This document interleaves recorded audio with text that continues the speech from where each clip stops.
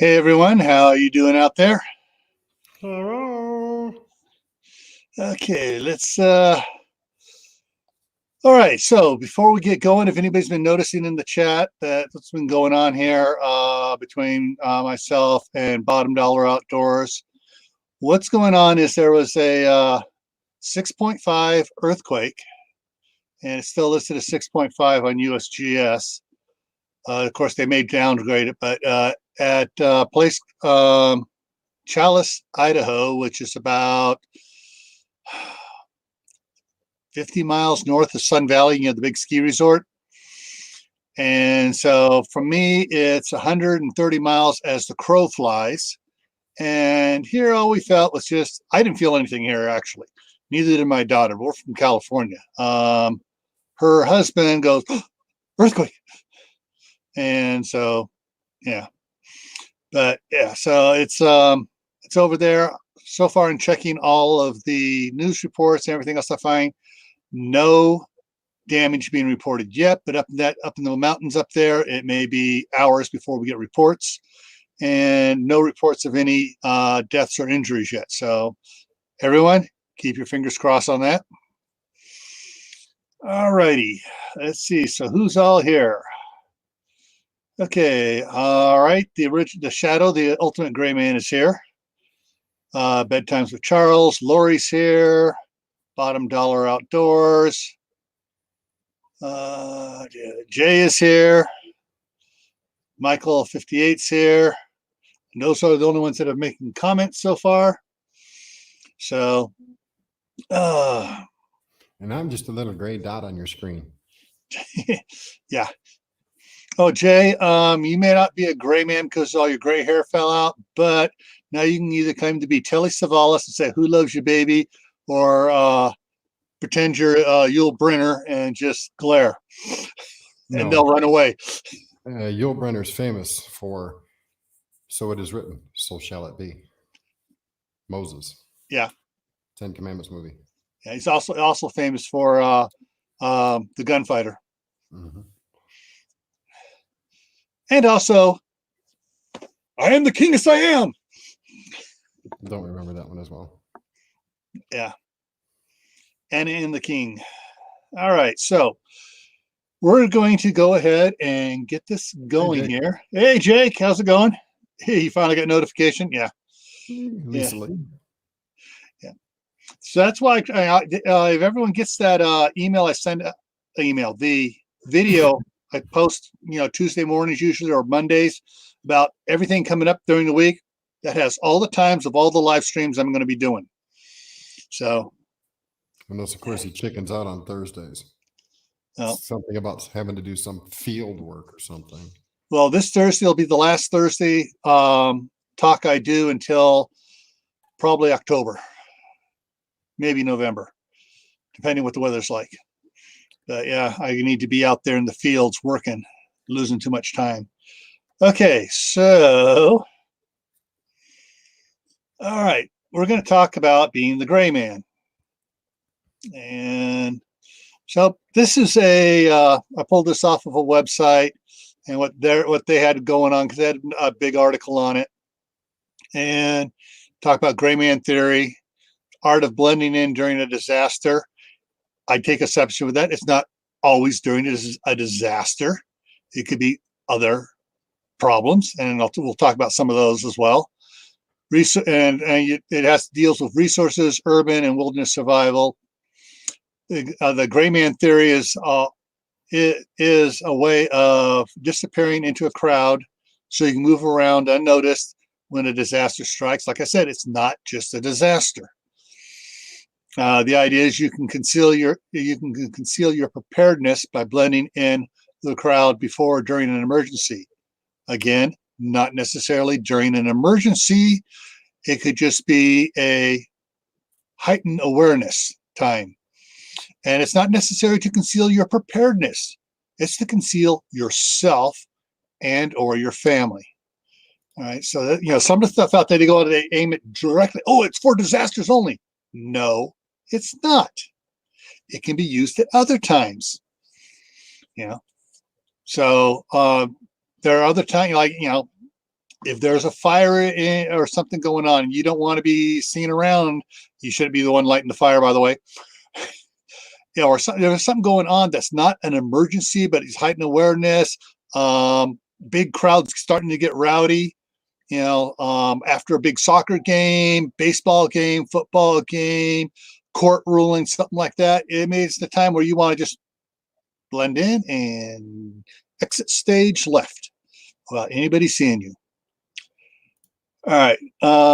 And the next little definition I have here, okay, pulled this off the web as well. Camouflage, to hide or disguise the presence of a person, animal, or object by means of coloring or form that would then enable it to blend in with its surroundings. The clothing or material used for disguise. Two different definitions of camouflage. And then, so in other words, being the gray man allows you to use the herd to your advantage. Look at all those sheeple. And here's the most famous definition of it. I can't read it. I'm sorry. You dress only in the attire specifically sanctioned by MIB Special Services. You will conform to the identity we give you. Eat where we tell you. Live where we tell you. From now on, you will have no identity marks of any kind. You will not stand out in any way. Your entire image is crafted to leave no lasting memory with anyone you encounter. You are a rumor, recognizable only as déjà vu, and dismissed just as quickly. You do not exist. You were never even born. Anonymity is your name. Silence your native tongue. You are no longer part of the system. You are above the system, over it, beyond it. We are them. We are they. We are the men in black. So, basically the latter half of this, you will not stand out anyway. You have no longer any identifying marks. You will not stand out anyway. Your entire image is crafted to leave no lasting memory with any encounter. That is being a gray man. Men in black, definitely not, because hey, they're in black ties and stuff. Sometimes they stand out. Okay, so looking at this picture, guys, I need a lot of input from you guys out there. All right, so get ready, start typing. Who here who in this picture draws your attention to them immediately, if anybody?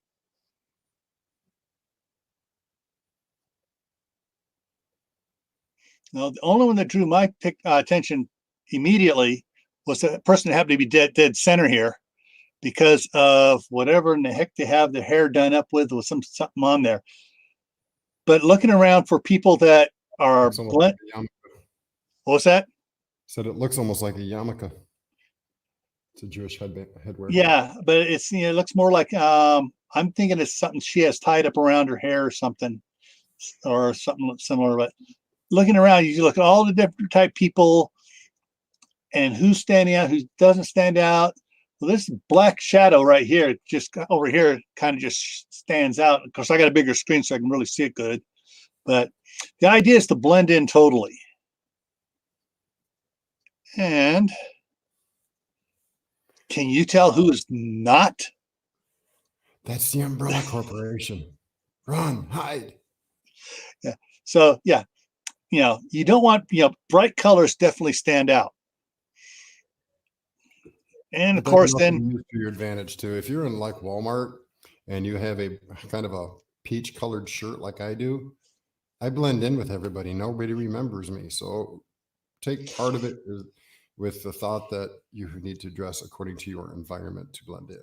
Exactly. You can wear a Hawaiian shirt on Hawaii. You're going to stand out like a sore thumb. You walk in wearing a tank top and a pair of, khaki shorts, you'll blend in. Yeah. All right, so this next one here, you got two different choices here. Which one is really a gray man? All right. Everyone goes, oh, I got all the stuff to wear in a disaster and all this stuff. Yeah, no. No, in a combat situation, that's the first dude I'm taking out. Julie. Yeah, he did. What this says to me, this says target. This says secondary threat. So you got target, secondary threat. Now let's take a look at the next one here. Which one is your threat? Little teeny thing with a hole in the front of it. Yeah. So, I mean, the thing is to, when you look at your, you got to think you're looking in your, as preppers and stuff, you don't have to go military. In fact, you shouldn't be going military. So when I'm bugging out, you're not wearing my onesie. Actually, Jay, that might protect you. They'll probably just run away from you. All right. Okay. What do we got here? Snow jacket is gray man. Caveman, hippie. Okay. Always a threat. Okay. So let me look at the next one. Okay. I'm sorry. He ruined his gray man outfit. Personally, he became a hard target instead of a gray man. And when you become a hard target, you become the target. And also to throw in there, his vehicle screams, "I have weapons." Or it screams, depending on what's on the back part of it, it screams, "I have cows." No, I can tell by what little it showed. It shows military-esque. Okay. Who sees the non-gray man? Yes, there's a hint there. Well, they kind of made it easy. Yeah, they did. And it's not her. Look behind her. This dude. Hey, Gil. Yeah. The thought exercise, which is what I'm sharing. Don't share it yet. Just when we're ready for it. It's a thought exercise for people to think on. Okay. And it kind of does tie into this a little bit. Yeah, having essentials, they could be a mudder. You know, someone goes out, doing all through the mud and stuff. Lori said she's blind; she can't see it, so you're gonna have to point it out to her. Yeah. So the dude back here, Glory, in the camo in the back. So I'm not black. I'm a gray dot on your screen. I'm gray. I'm the gray man. He's trying to be the ultimate gray man. Yeah. All right. Basically, being a gray man is you're hiding in plain sight, which means if you want to hide a specific book, where do you hide it? Right there where they can see it. It's the old act for criminals. If you want to hide something, you don't hide it. You put it in plain sight. They'll miss it almost 90% of the time. Yeah. So if you have a den with a bunch of books or a bunch of bookshelves, you hide the book on the bookshelf. Okay, so here's an exercise for you guys. In this picture here, who stands out to you as someone who catches your attention here? 1, 2. Well, considering I live by the premise that my eyes are constantly moving, I see 2 that are possible threats. Yeah. All right. Well, to me, let me see if I can get it up here. That's the first one that pops out into my mind. As soon as I saw that picture, man, he just jumped right out. Why? Well, there are a couple that partially have their heads partially covered like that, but he's the only one hooded up with big sunglasses. To me, he screams possible threat. The next one was this guy here because of his actions. Now, you notice everybody's either coming towards us or going away, but which way is he going? Against the grain. He's going cross grain. And something else too, if he wanted to be a gray man to do that, what's wrong with what he's wearing?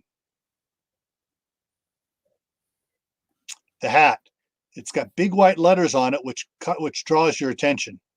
And it makes a beautiful spot for a camera to focus. Mm-hmm. Now, I think the next one is here. Who in here looks most inconspicuous? Who does not draw your attention to you? You look at it and say, all right, someone who just kind of blends in. Oh, I thought I just seen Nancy Pelosi. Holy cow, that was disheartening. Oh, yeah, it does look like Nancy. The guy in the hat, the brown hat, brown single color hat, jacket, kind of hunched over. it took me a while to actually to notice him as something as, and he could be just, he's more nondescript. That's what you want to be, more nondescript. He's not standing up straight where you can see him. He's bent over just a little bit. And so he blends in a little bit better than, these other two guys did. All right. So here, who stands out? All right, this is an airport. Somebody always stands out at an airport, but who stands out to you? Okay, it should be something you'll be able to type in something really quick and say what stands out here against the others. I can't say it because it would give it away, but I already spotted it.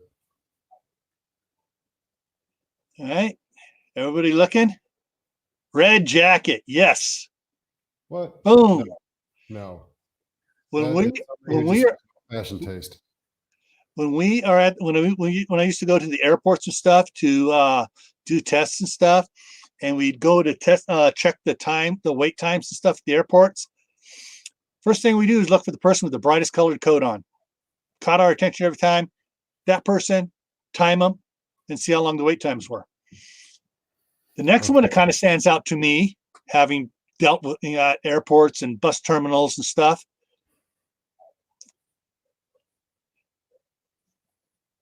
Back there, you got two. You got the guy with the pink backpack and the girl in the bright green sweater.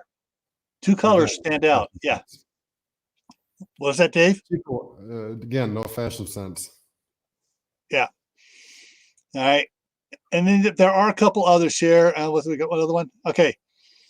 This guy here, actually, both those people pop out to me. One, he's got a pink backpack. That's red. Reddish. On my monitor, it looks kind of pinkish. It's all right. It's not a, to me, it was like, dude, why you have that color? And the lady right behind him with the purple and pink, it's kind of hard to tell on the other monitor. On my one monitor here, has the real good colors. It's kind of a pinkish, purplish, maroonish pants on. Definitely stands out. But there's a bunch of others around in here you can find. But there's one that kind of blended in really good. Okay, before you go any further, I'm going to fire every one of you guys. You are no longer on my SEAL team.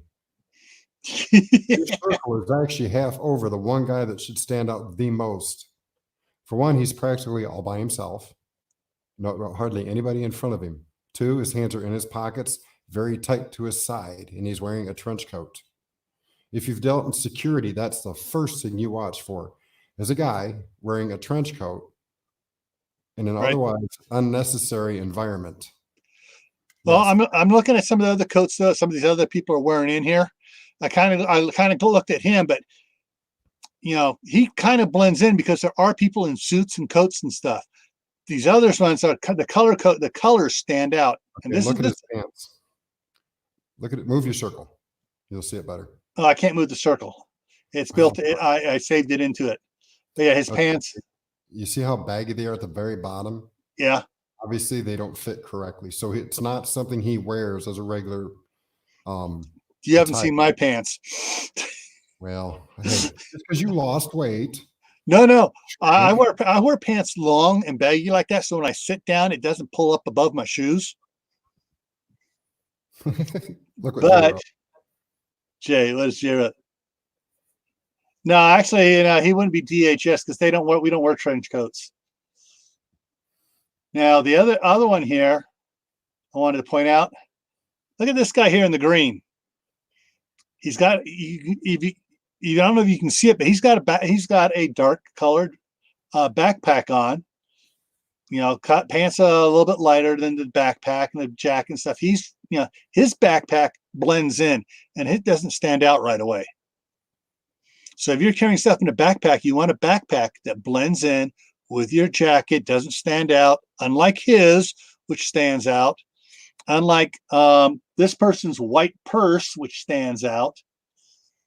So yeah, there's just some things just to take observe people. I wish Steve had been up there because he talks about observations and looking around and making notice of everything going on around you. He had two great videos on that. Now, who here does not jump out and catch your attention? guy to the very far right side of the screen, standing next to the light post, pretending to be reading something. Well, he has his cell phone out. Notice everybody has, just about everybody has cameras. Everybody here has cameras. Dang, I wish I could control your mouse. Now, so it didn't go. Sorry, I was supposed to go back. Okay, I forgot to put circles on this one. Dang it. Yeah, so he got, look at his sleeves. He's wearing a light gray shirt. His sleeves are rolled up because it's a little warm, but it's not a bright color, so he kind of blends in around. Light gray shirt.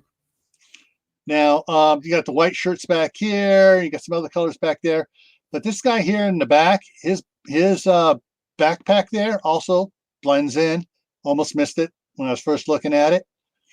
So there are others around in here you can look at. If you need to carry a backpack, you want to make sure your backpack blends in. Ooh, the gray man appearance. Does he have not? I looked at that picture and it just screamed at me. Which, I can't take it. The gray man appearance was part of the photo, so I can't take it off. But those sunglasses, ooh, tactical sunglasses. Okay. And then you look at his backpack. It's got the things in it to hang stuff from. Tactical backpack, even though you can't see the rest of it. Now, you notice, most people around the cities, I noticed they carry their backpacks one shoulder, not both. Look at that guy on the side. It looks like he's laughing at him. Yeah, over here. Yeah. It looks like he's laughing. Yeah. And see, he's carrying a single strap for his backpack. And all the other pictures, most people had backpacks on single straps. So someone's doubled up. That's not blending in. He screams Tony Stewart. Don't insult Tony like that. Tony would do better than that. And Tony's not educated in this kind of stuff. Hey, gunslinger. Hey, Tibor. Okay, so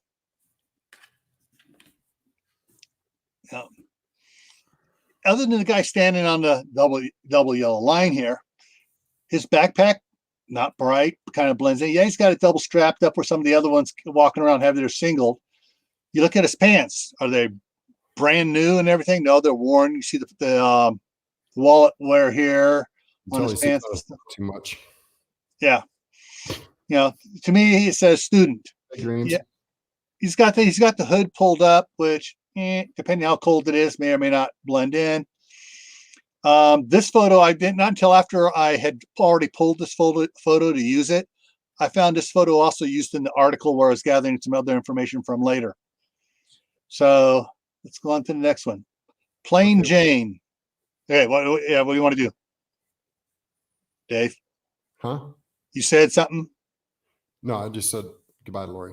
She said she'll be back if she can. Okay, Lori. See you later.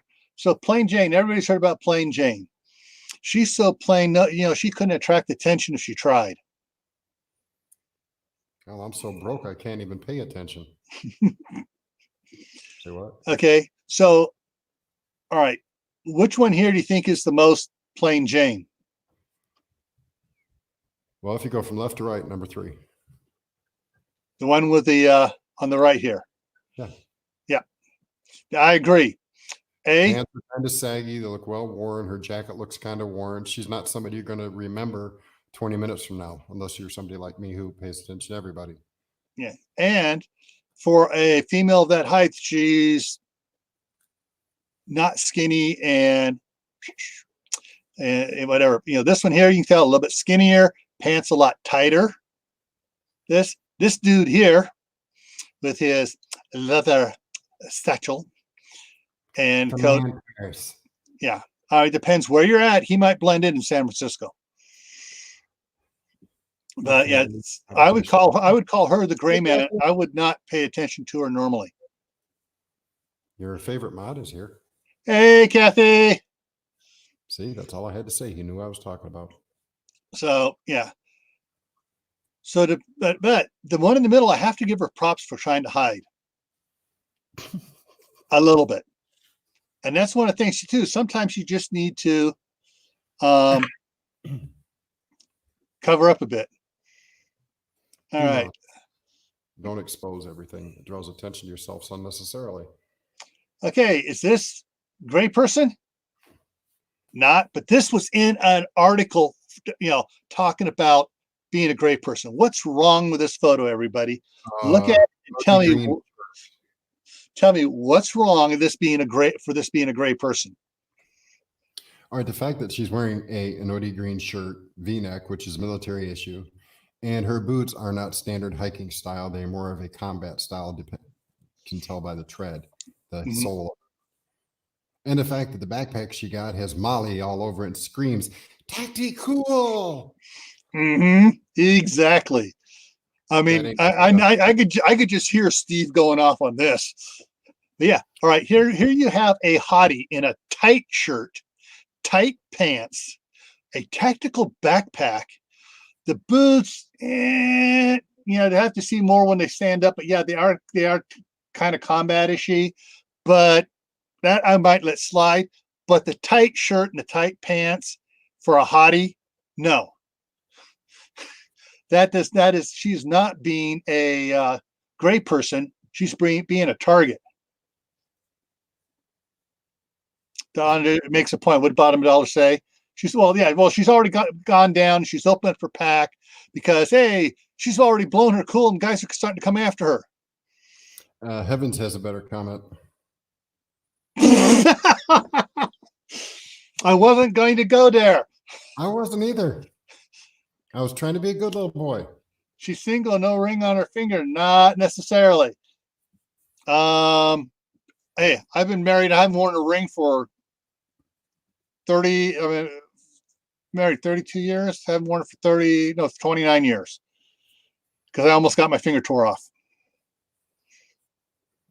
Now to throw looking, she looks like you did not. Like she looks common in any state park. No, you did not, Kathy. We're trying to point out the fact that she doesn't blend into the crowd. She actually stands out and would be highly noticed by anybody with any kind of training. They would pick her out in a heartbeat and say that is a possible threat. Or a pervy person might go, ooh, she's hot. Ooh, everything's gone to crud. I can go get her. Then, of course, there's this outfit. Hey, we're not supposed to have nothing fancy up here. That's tactical, not practical. Yep. Yeah, nothing fancy is actually pretty practical. Okay. Now, what about this one? Sorry, I spotted him the minute you pulled the picture up. Yeah. Yeah, Molly packs are common now, Tibor, but the problem is they scream tactical, not practical. Yeah.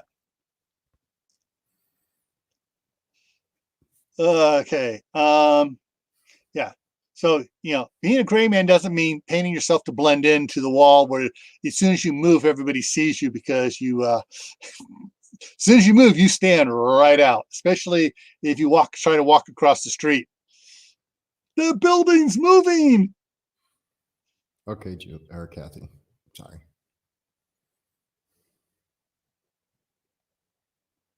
Now, see, that guy's not too bad. He looks like a homeless dude, which is somebody most people would walk right on by. Mm-hmm. If he wanted to play the part, he would actually stick out his hand, alms, man, you got a quarter or something. So people would deliberately forget him. And he would be able to carry on a lot better than somebody who's walking around in better looking clothes. Yeah. Pants are tattered. His shirt looks like it's unkempt. His t-shirt looks like he's been wearing it for a week. His hat doesn't look clean. So he actually blends in. Exactly. Kind of person people will forget. Hey, wide family. Yeah. So yeah, this if you're gonna have a set of backup clothes, hey, something like this. They don't have to be dirty. They can just be stained where they look dirty, and that way it's clean. You're actually not smelly. I have clothes just for that purpose. Yeah. Okay. Florida yes. Arrived. Okay. Now I have seen a lot of people like this around Walmart, Target, the stores and stuff. Hey, Tibor. In a Tibor, What's the name of that town just north of Xenia? That looks like that town just north of Xenia. That's got to be in Ohio, man. There is a town just north of Xenia, Ohio, that has a main street that looks exactly like that as you drive down it. Yeah. But see, you look at this guy here, he doesn't stand out that much other than he's pulling the thing, and you're going to forget him immediately. No, I'm not. I mean, it's, other than laughing, but you're not thinking, oh, he's someone to keep an eye on. Yeah, but his foot attire just ruined it. Yeah, and that's exactly it. His foot attire was with those sandal things. That's nothing you want to be wearing, or hers for that matter of fact. But you look around at some of the foot attire going down the street there, and it might blend in. Yeah, Kathy, keep your camo clothes for the right time. This is not the right time. But if there are other people around like that, he'd blend in just fine. And I've seen guys like this and stuff, and he's not really a gray man, but he's not flaming pink out there either. Now, backpacks. I've talked somewhat about backpacks already. The only thing wrong with this backpack, I would take this guy's my permanent marker, and guess what I would do? Take out the white lettering. And all the white lettering on the side and everything, so there's nothing descriptive about it. If you look at, it's blacked out, but you're gonna have to be looking for it. It's not going to jump out at you and go, oh. But if someone goes, oh man, he's got a Gravies. Anything that can put a name or an image in your mind will cause you to remember it under questioning. Yep. So you want to wear something that looks in such a way that when somebody says, what was this person wearing? Gosh, I can't remember. Well, did it have any descriptive marks? No. Was there any names of anything? No. That's the way you want to come across. Yep. Plain gray shirt. What's special about this shirt, though? The fact that he's carrying a CCW on his right hip and he's carrying mags on his left.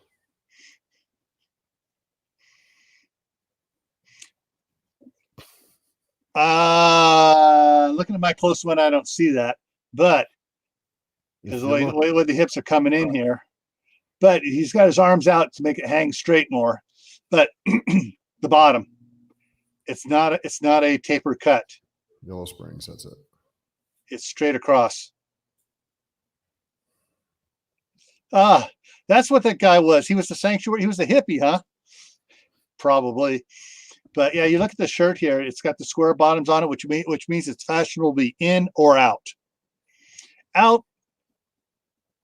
They've immediately thought CCW.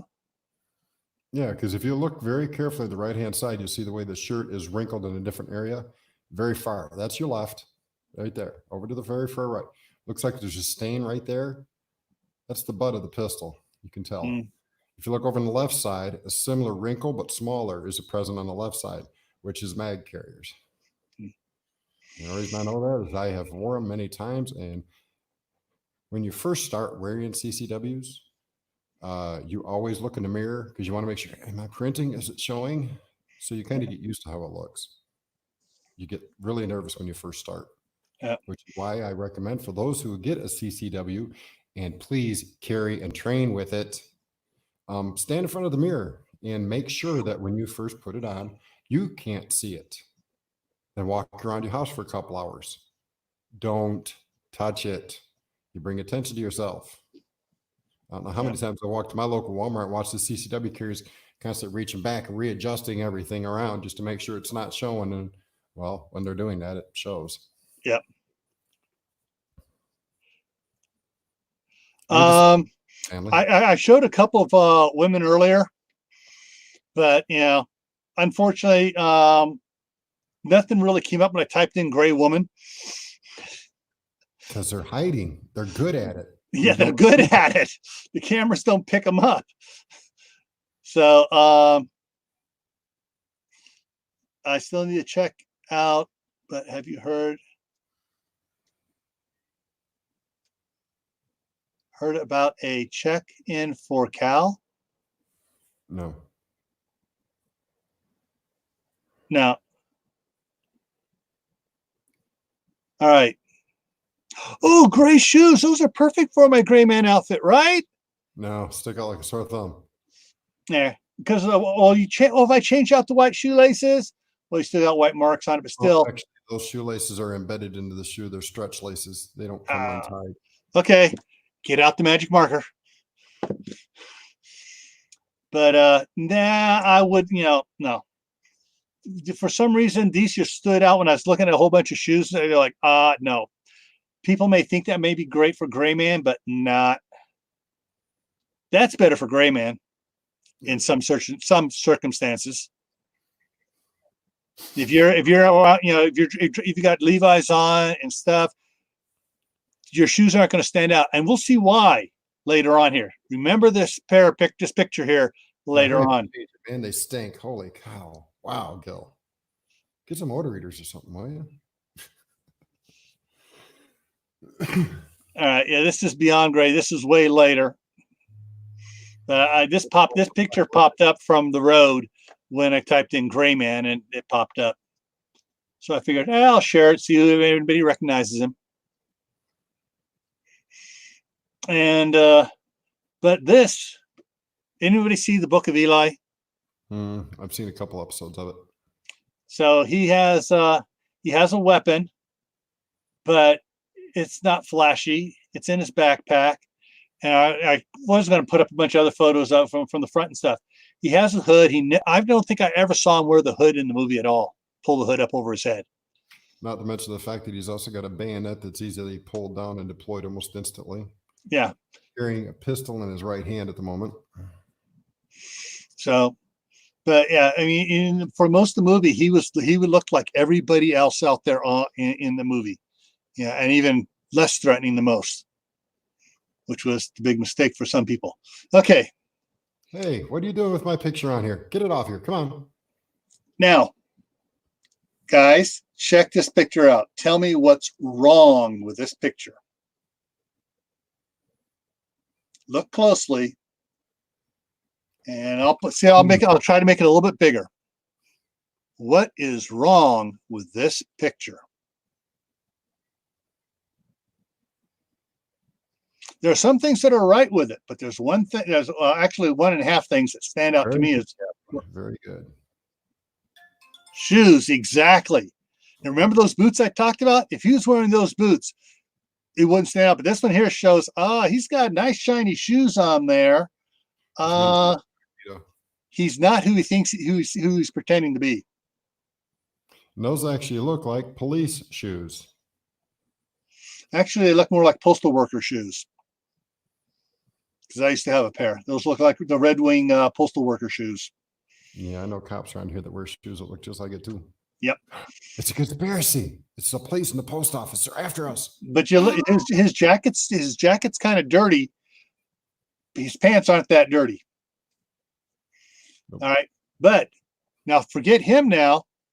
The shopping cart. Shopping cart's okay. It's got, it's not too overloaded. It's got a few things on there. But if you're going to use a shopping cart for a bug out, the one thing I would not do is have buckets hanging off the front. Nope. Yeah. So, but basically, it's not bad. For him blending in, other than those shoes, screaming cop. All right. So let's go to the next one here. What's wrong with this one?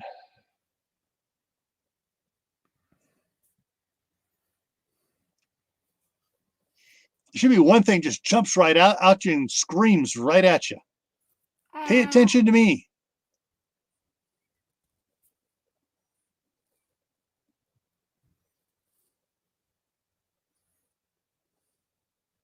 Something very obvious should be saying, no, I don't want that. Too clean. He's crying because he's going to get toilet paper, jacket. No. Red cart. There we go. Jay got it. Yeah. The red cart. Now the other pictures I found of him from the side and stuff, unfortunately, had big old banners running across it, like from all Ambe or whatever it is, and some of the other ones that do photos, put photos out there. But from the side, it looks, he blends, or for the cart, he would blend in good. So, yeah, he could blend in as a homeless. The shoes are right. Jacket's a little bit cleaner than the rest, but then he's got other clothes. He's not overloading his cart. He's got a sawed-off shotgun hidden underneath that blue coat blanket thingy there. Nah. Okay.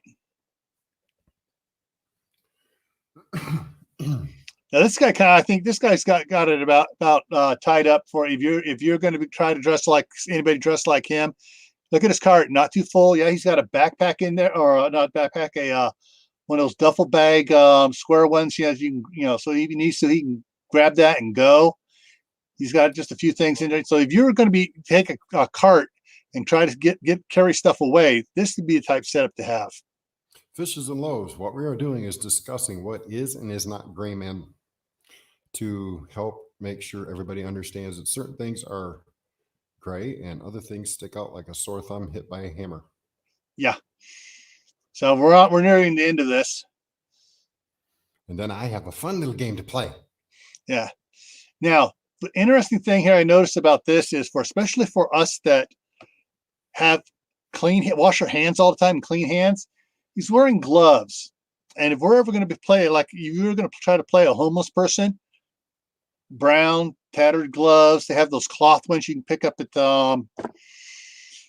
I know Harbor Freight had them and some other ones, but you get some gloves and stuff like that. So they don't see your nice, clean, manicured hands. But let's go on to the next one here. Now this guy you can tell is not he assumes to be, but I go looking at how clean his shirt is and his other one, but he's got a old quilt on over it. Look how clean his face and beard is kept, But he also has a gray cart, not red and shiny. He's trying to blend in some. You can see his back, So it's something like this to be some way you could probably. He's getting out. It's Steve. You're not supposed to tell anybody. Oh,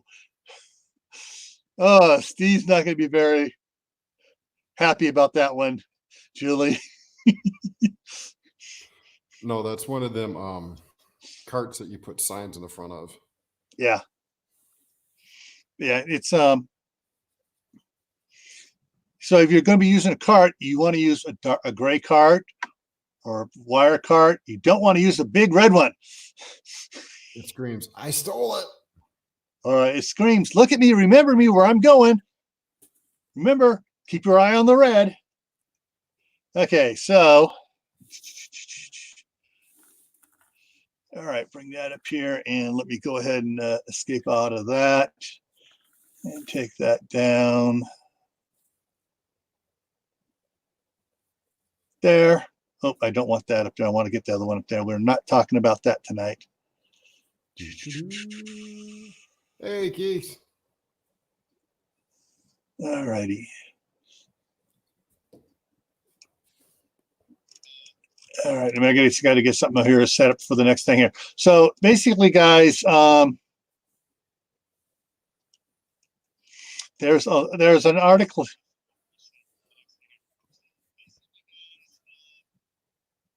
There we go. All right, we get this back up here so we're ready to go. As far as being a gray man or gray woman, hey Keith,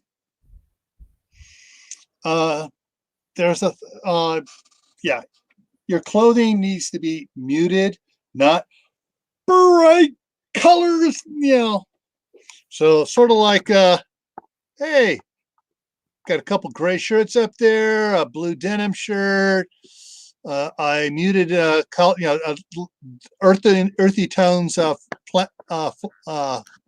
flannel. So, just the right spot. Come on, curve up. There we go. All right, family, I am a gray dot on your screen. I am the epitome of gray at the moment. Yeah. He tried to change his wrench from blue to gray, but YouTube wouldn't let him.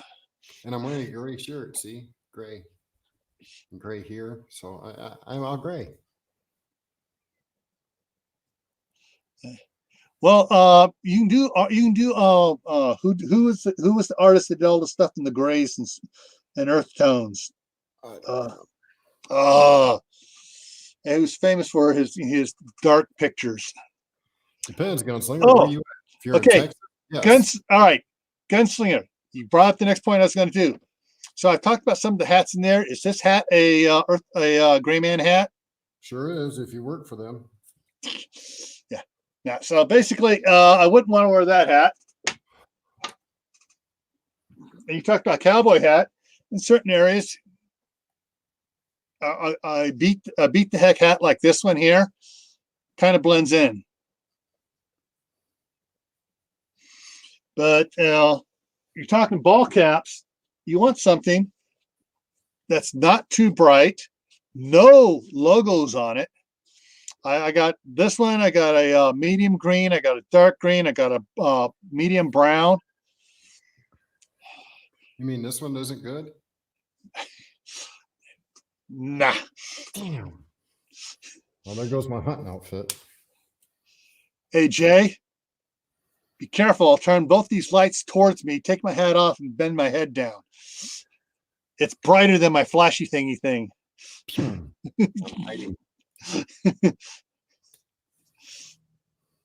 But yeah, and that's the thing to remember too. In most of these scenes we were seeing what? City and urban areas, not country areas. Or around here in Idaho, a lot of people wear cowboy hats. In some areas of Arizona, you wear cowboy hats. You get into the city, then it's ball caps. In Texas, it's cowboy hats. So or they think you're a Californian, or a New Yorker. Kathy brings up a valid point when you're wearing a ball cap. You don't pull it down so far that people cannot see your eyes because it looks like you're hiding your face. Right. And that's, but I just, hey, with this hat, it doesn't, the only time it hides my eyes is when I look down. I could bring it down like that much there and still not hiding my eyes. But I also wouldn't wear, it also depends what type of sunglasses I want to wear. I could put on some ones that, some clip-on ones. Nah. No, but then everybody says, oh God, look at that dork. Yeah. But if I were to put on my other glasses here. I'm not standing up to get mine. All right. So tell me, what does this scream to you?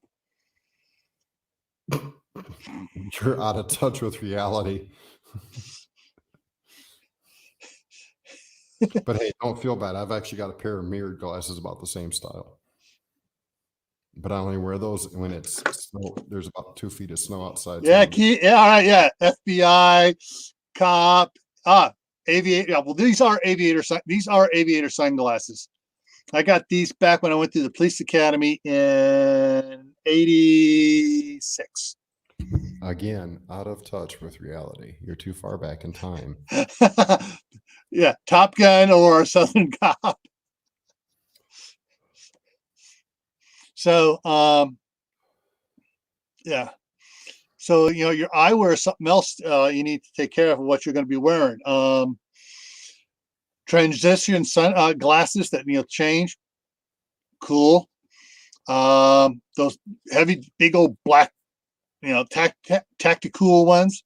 Uncool.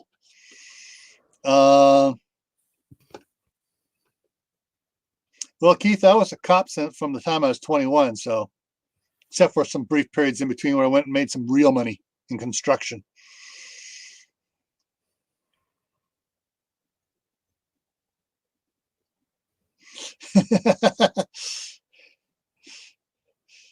So, yeah, so, you whatever type of sunglasses, there's some different ones. Some of those simple ones they have at Ace Hardware, Home Depot, Lowe's, what are the worker ones, those sunglasses things, there's quite a few of them out there. Actually, they don't say money. They don't say cop. They say, oh, blue collar, leave them alone.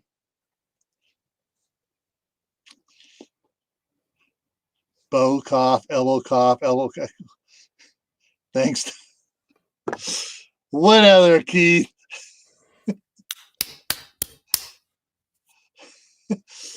So, all right. Sometimes the more you try to camouflage, the more you stand out. Yeah. And it's just like, all right, Keith, here's a little secret. My dad was a deputy sheriff. My grandfather was a town marshal. My grandmother was a matron. My great grandmother was a matron. My great grandfather was a sheriff, not deputy, sheriff. So yeah, it runs in the blood. Sheriff. So the other thing, but they were all sheriffs and deputies and law enforcement that worked for a living as well.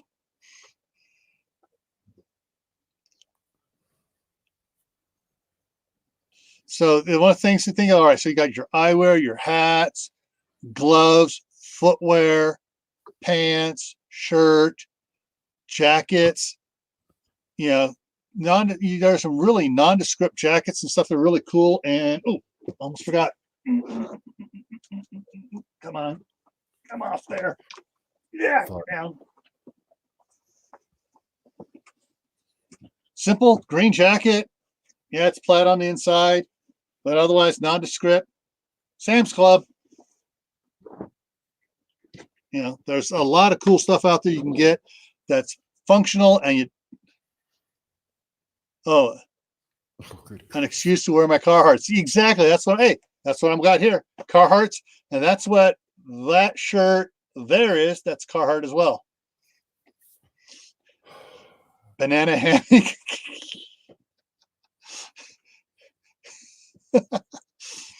So there's being a gray man or woman is, it's not that hard to do, but it can be, you got those mannerisms. Can I get rid of some of those mannerisms, man? Nope. No? Oh, well, shoot. Nope. Oh, the next blue Speedo. Ralph. Okay, so I'm going to put something up here. There are several things in this article I disagreed with. I talked about at the beginning here. So I'm put this up here, and I'm going to show it. This is from Bug Out Guide, and let me go ahead and enlarge this a little bit better. I should have done that first. 1, 2, 3. There we go. So this first paragraph I take exception to. So you can move unnoticed when disaster strikes. No, so you can move unnoticed at any time you want to, not just when disaster strikes. The idea is you can conceal your preparedness. It's to conceal yourself in a crowd before or during any type of event that you feel you need to be hidden from. It doesn't have to be an emergency. It could just be things starting to get a little hinky around there. Like I said in the beginning, after how celebrations get out of hand after a football game or a baseball game or a certain court ruling. You want to be blend in so you can just disappear and exit stage left. So there are it basically talks about a lot of things, has a lot of good points in here though. Some of the things points when he directs it generally and or only at disasters. No, it's not for just disasters. Okay. Again, face of disaster. It's not just the face of disaster. There's a lot of other times you may want to do it. But he has some good things articles he brings up in here, has a little cheat sheet, steps to become a gray man or woman. And so it goes through and lists the whole, talks about how you move, not to draw attention to yourself, how to take advantage of other things going on around, to make your movement not so noticeable and to go the direction you want to go. So it's a real good article on talking about a lot of stuff and about stuff not to carry and show. We thought that was natural there, Julie. We didn't realize it was an act. Oops. What Julie said? Well, what, where? Hey, if you're pushing a shopping cart, that's something you really need to do, is mumble a lot. No, yeah, you don't know about those. Yeah, that's stupid. I guarantee you people kind of part the way for you or cross the street to get away from you. So, see, they use this picture here too.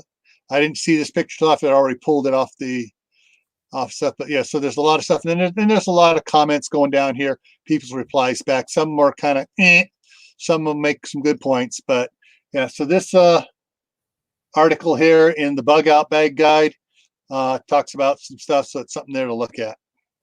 I'm a single parent with a kid with ADHD and lives on the autism spectrum. I mumble and talk constantly and I never get an answer. So I don't know if it's just that I'm crazy or I'm just talking to the wall. Stop and pick imaginary nuts out of your hair or nits.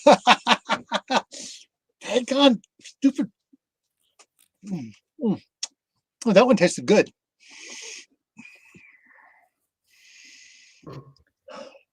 Hey, play Jack Sparrow.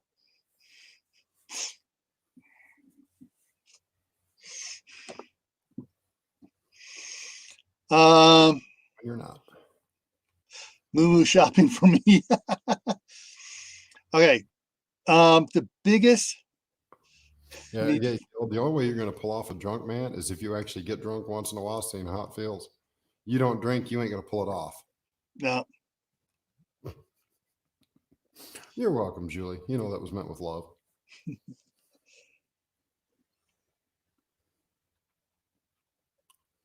that a good twitch? Kind of. All right, Gunslinger. All righty. So the hard part, though, it's I don't want to sound sexist here. I think guys can blend in easier than women can, partially because of the fashion gods that curse women with all these, stuff. Oh, you got to wear tight jeans. You got to wear tight tops. You got to do this. You got to do that.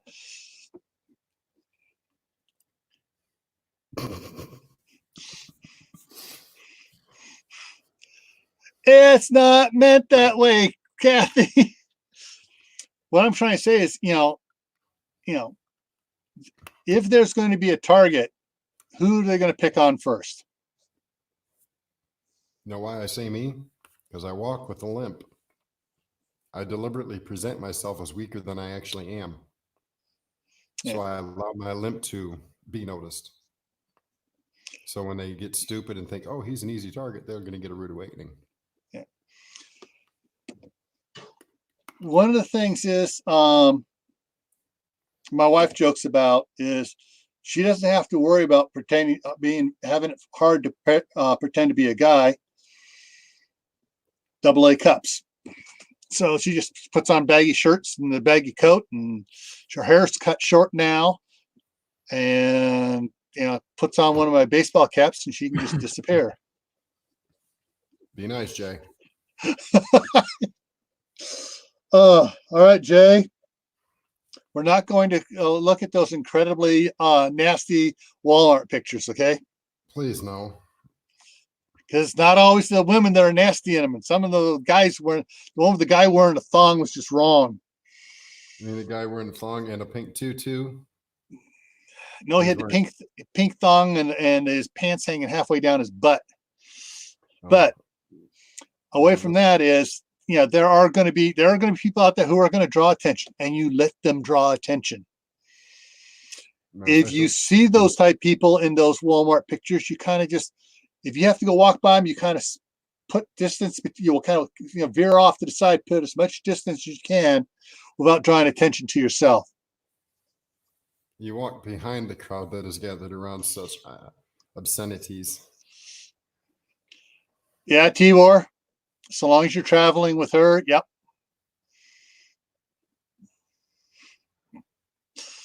All right.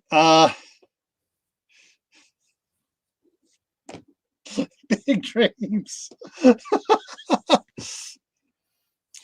But in a certain situation, and it's happened not in in just major riotings and some breakdowns. Hey, Butch.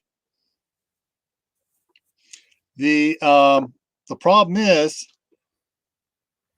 that women seem to be targeted more than men. And that's partially due to the stereotype that for the last 60 years or so, Yeah. they've been portrayed as the weaker sex, and you can do whatever you want to with them. Yeah. And yeah, so so I think women have to work harder at trying to blend in with into the background so they don't get noticed. Uh-oh, you are in trouble. Steve, Mm-hmm. why don't you come on up here? I sent you the link. Well, we're just talking about just the theory of gray man, gray woman, and basically What to do and what not to do.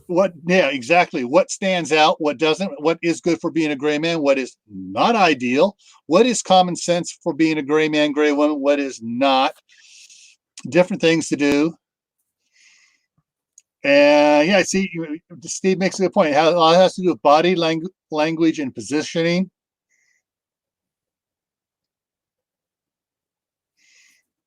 Steve's just plain scary looking when he's all dressed up in all that garb. They all turn their heads and say, I ain't messing with you. Nope, I ain't messing with you. Nope, gonna walk away. He's scary looking. Yeah. But yeah, you don't want to look too weak, but you don't want to look too macho. Both can be a drawback. You just want to average, blend in, and be able to get from point A to point B without any trouble. That's your goal. Your goal is not to be out there to be a hero. Your goal is not to see how fast you can run away from it. You just want to blend in and just disappear and float along.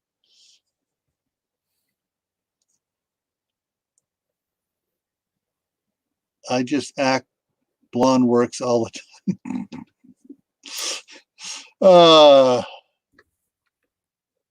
And what are good idea for women? All right, you remember that one picture I showed we had that had the three people standing there, and the one on the far right. Let me see if I can bring it back up here again for you guys. It's this one here. Scroll down to it, find it. All right, bring that up full there. Here we go. Hey, don't try and act all nice and innocent there, Julie. Hey, Steve, earlier in the thing, she said she's seen a picture of you trying to vacate California. So don't let her little Miss Innocent act try and fool you there. She is anything but innocent this evening. Okay, so the look of this is a guy actually, but still he's got the satchel on. But between the two here, sorry, this is the guy. So between the two here on the right, this one on the far right blends in more, and it's less of a target than the one with the hooded coat on. If you start down low, you look at the pants, loose, baggy, skin tight.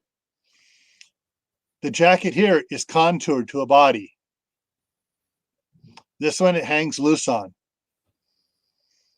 All right, what's going on? Just looking at Kathy and Steve. Yes, exactly, Kathy. When it was a little small picture on the screen, he blended in real well. It wasn't until I blew it up that I was able to see the it looks like possibly chin whiskers here. No, you don't have to wear brown. It can be grays, it can be greens, but not Subtle. bright, subtle earth tones that blend in.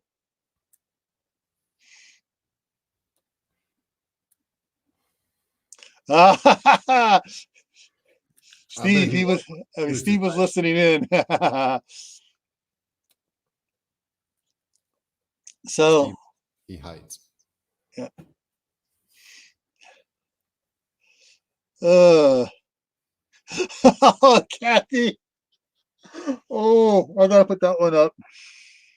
I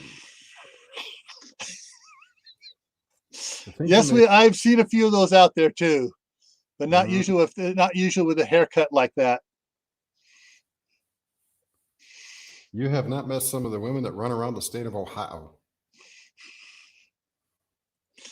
No, of course. Then I bet Reed could say he saw some women that looked like guys when he was over in Russia too.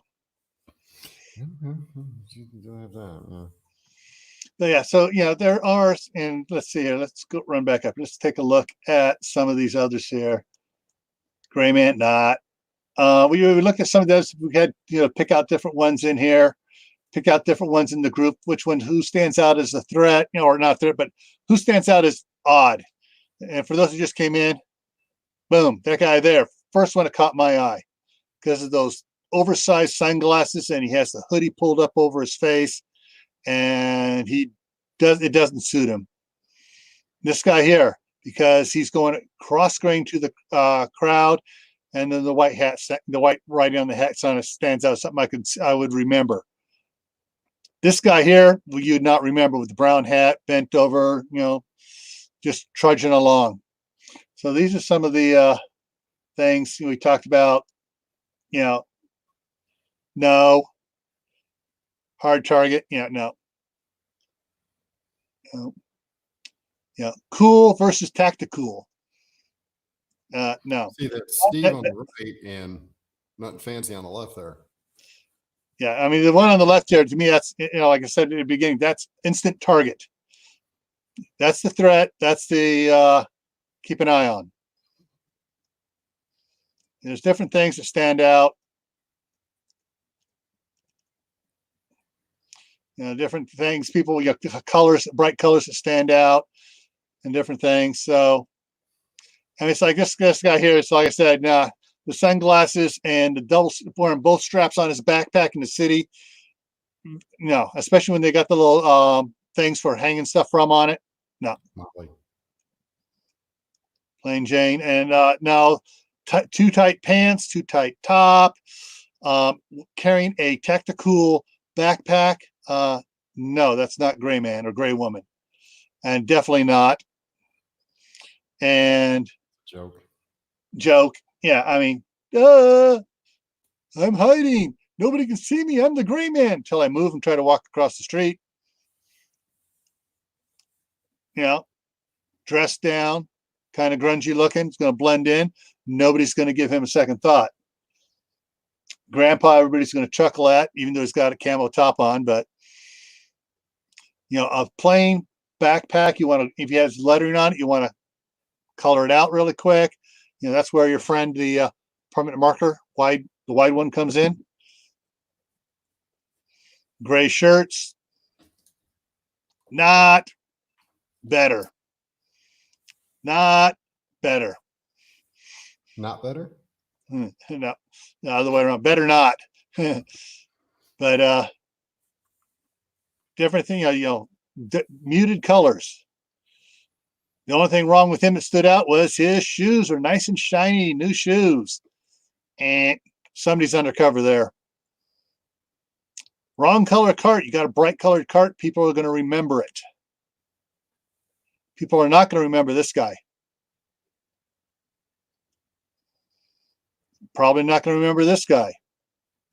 Yes, Kathy, that counts. That's the picture she said was Steve. Steve saw it. He said he saw that picture. I'm not letting her off the hook on that one. But if you need soap, go check her out. She's got soap. Yeah. And Steve is correct. Everything we've said is dependent on where you're at. Yeah. If you live in Florida, wearing, tank White. top, flip flops, and shorts is normal. You'll blend in. Or if you try wearing it in downtown Cincinnati, you're going to stick out like a sore thumb. So it all depends on where you're at. Yeah. And if you're in one area, this blends in. New York City, not so much. They all think you're McLeod. No, they look tourist and walk the other direction. Yeah.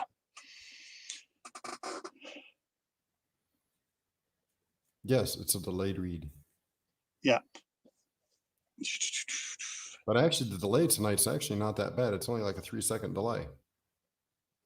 Yeah. Okay. In Florida, I guess the homeless like the Target carts. That's probably because they can get away with them. Let me reduce that down. Hey, welcome back, Ryan. Hey, Ryan. So when you're ready for me to throw mine up there and make All right. everybody brain power. All right, everybody get ready to use your brains. Go full screen with it. Oh, wow. Okay, this is something I wrote a while back. And this is what, listen to the whole thing before you postulate your answers. You're on a 4-hour flight to a relative's wedding. Mid-flight, the Wi-Fi drops. Soon after, you feel the plane bank and descend. You think it odd that you're still 2 hours from landing. The pilot announces the plane is safe, but you are making an unscheduled stop. You land and see several planes parked on the jetway, but not moving. Or whatever. That's how I meant to say it the first time. Anywho, you sit in the plane for a few hours before old school portable stairs are rolled up and you are instructed to deplane and leave your carry-on board. You are moved into the small terminal. There are over 1,000 people already there from other planes. All anyone will tell you is that there is a massive blackout and the planes were grounded so that you should be able to reboard soon.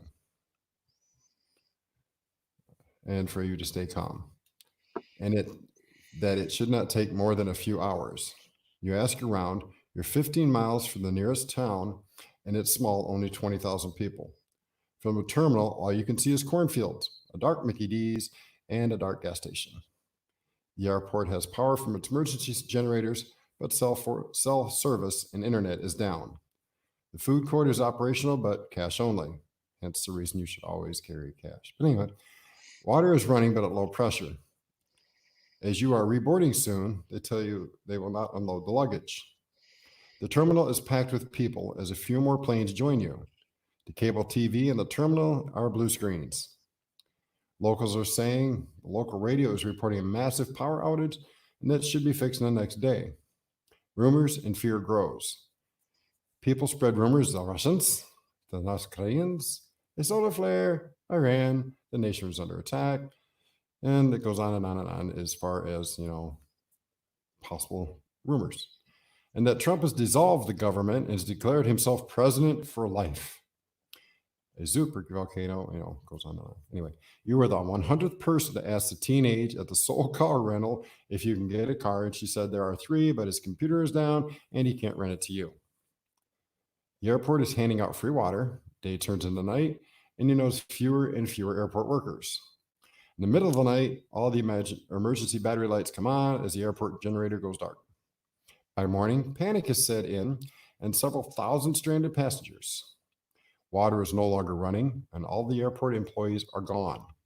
People are freaked out, getting hungry, and all of your prepping is hundreds of miles away and your luggage is still on the plane. You are not quite sure which plane is yours as they've moved them to bring more planes in. Local police show up, tell everyone to stay put, that a computer glitch has caused a massive power outage, and the power will be on shortly. Then he leaves. What do you do? Who do you believe? How do you deal with the 1,000 other stranded passengers trying to cope? Your thoughts. Go. Okay. Let's see. Can't read it. Let's go back up here.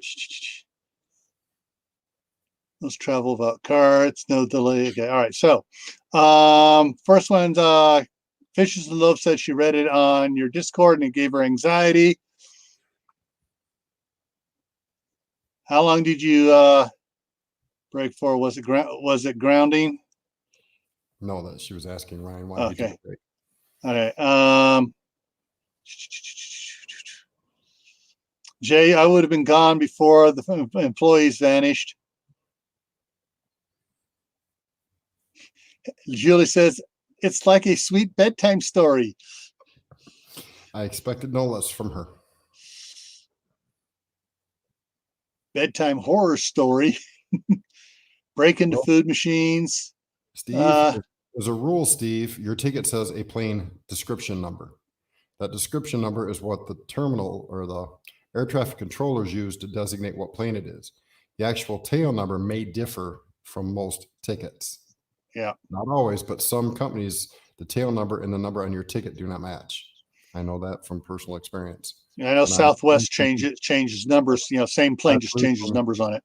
When I flew from Detroit, Michigan to Atlanta, Georgia to join the Army, my ticket number and plane numbers were different. So that's just something out there. White Family says, find a safe place to watch from a distance after you grab free water. They kept the luggage.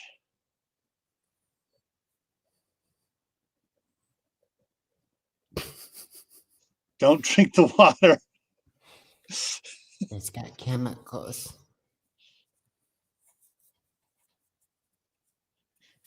T-word doesn't fly. Neither do I. I always had to drive cross country. Well, pissed off a lot of people.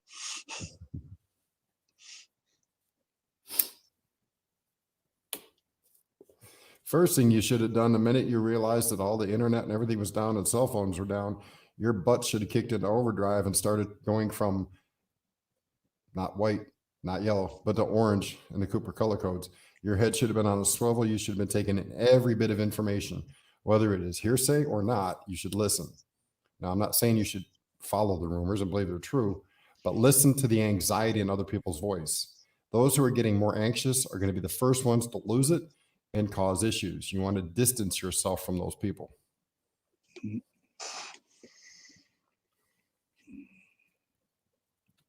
Second, by the time it turned to night, you should have already been looking for an exit strategy. Wait until they're all asleep, because most of them people will fall asleep because anxiety will take over and they're just going to collapse. They're going to crash. When they do, it's your time to exit. Do not start walking toward the closest town, because that's where the cops are going to be sitting, guarding that town. If you're smart and a prepper, God, I hate that term. If you're an ape, you will already have an idea of where you're at in the next town past that one. You'll have an idea of how to get to it somewhat. You might not have an exact map memorized, but you're going to know, okay, well, I know I'm here and that town's there. That means east is that direction. And then if I go west, there's this really small rinky-dink town over here, like 5,000 people. You'll probably get more help and better information from a really tiny town in initial stages of some kind of event than you will a town with a lot more people and an actual police force stationed there. The little rinky-dink town with like 5,000 people in it, they probably have a sheriff that pulls through once every couple hours.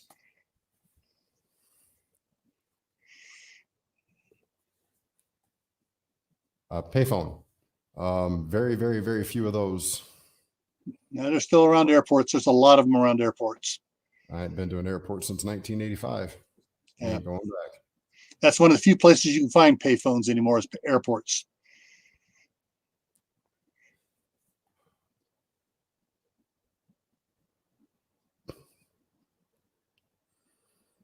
But see, that's the kind of story that I used to think outside the box. I've got a couple other ones, but I'm not putting them out there because they're really haphazardly written. I just do it to do mental exercises with. But in order to prep, you have to build up muscle memory. And that includes brain muscle memory. So if something happens, your brain automatically kicks into that, okay, this is what I need to start watching for. This is what I need to plan on and stuff like that. And that's part of being a gray man. You have to know the situation you're in, the situation of the people around you, the environment.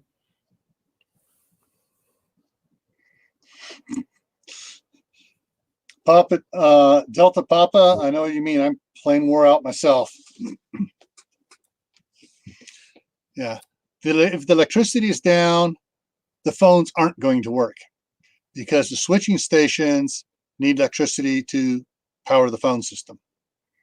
Well, depends. Some landlines still run on 3.5 volts, and you can still transmit a signal on those if you're inventive enough and reach out to another landline. You're not going to reach a cell phone, but you can reach out to another landline. The thing is, with the way they've computerized all the switching stations, it's not going to work anymore because it has to go through, switching. It's no longer the old-fashioned, switches where you take on the receiver. You used to be able to go like on the receiver, type out a number, and get it to dial. That don't work no more. When they started putting the digital switches in, all the old school stuff on the phone system went out the window.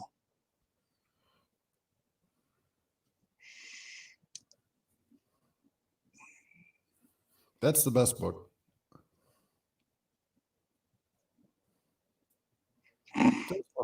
Don't worry. Who are you going to call? Well, I can tell you a story about one of the guys I worked with. They had a plane that had the land, and they told everybody to leave your stuff on board. And he picked the stuff up, and they said, "Oh, you got to leave your stuff." He goes, "No." It's because he goes, "No, it's private property, and it is not leave my side, and you should not be telling everybody to leave their stuff here. That's against the law." And he goes, "And if you try to stop me, I'm going to arrest you." And he just walked off the plane with his stuff, leaving the flight attendants going, they're not used to people pushing back on stuff like that. You take your stuff and you go off the plane. You don't leave your stuff on the plane. And the easiest way to get some of that through is if your stewardess or attendant, be it a guy, tells you, "Oh, you're supposed to leave that on." Say, "No, I've got medications in it that I have to take in the next 20 minutes. And so I'm going to take it with me," and just keep walking with it. Yeah.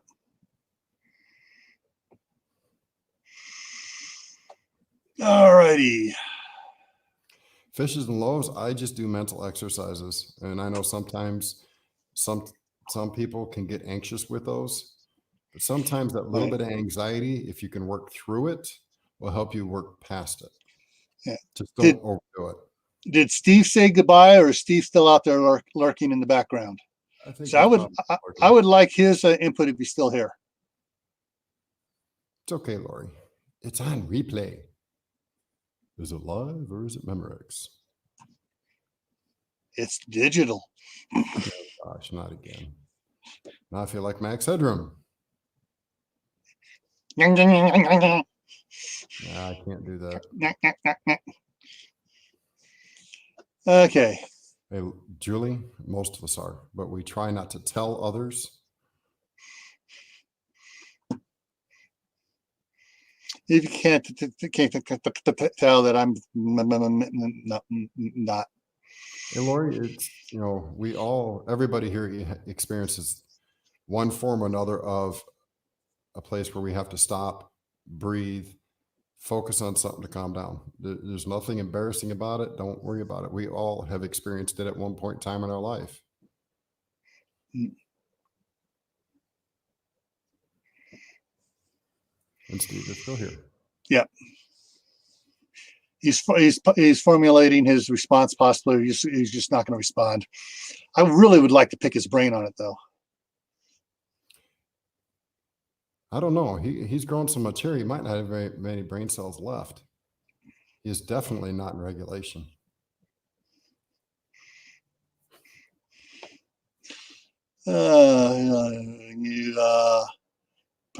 Knowledge.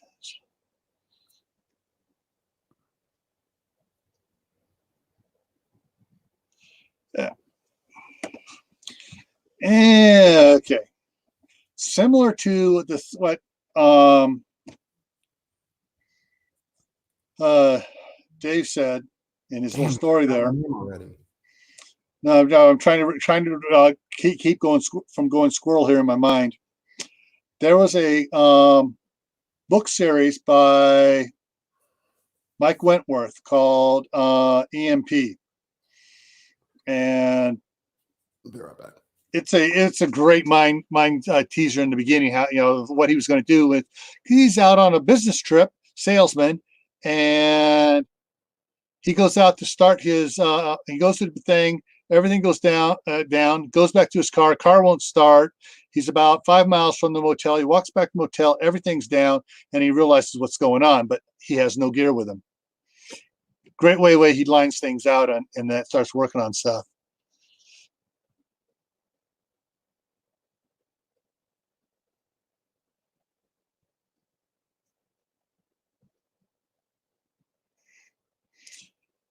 Uh, yeah.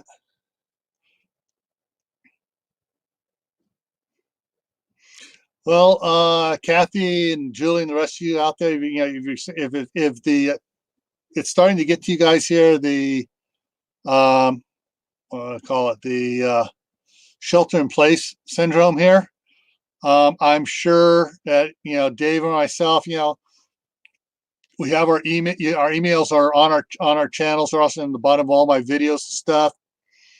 Dave's on Discord a lot, but if you want, you know, we can set up a private StreamYard where we can talk face to face. That way, help you guys relieve some stress. Hey, Mama Z.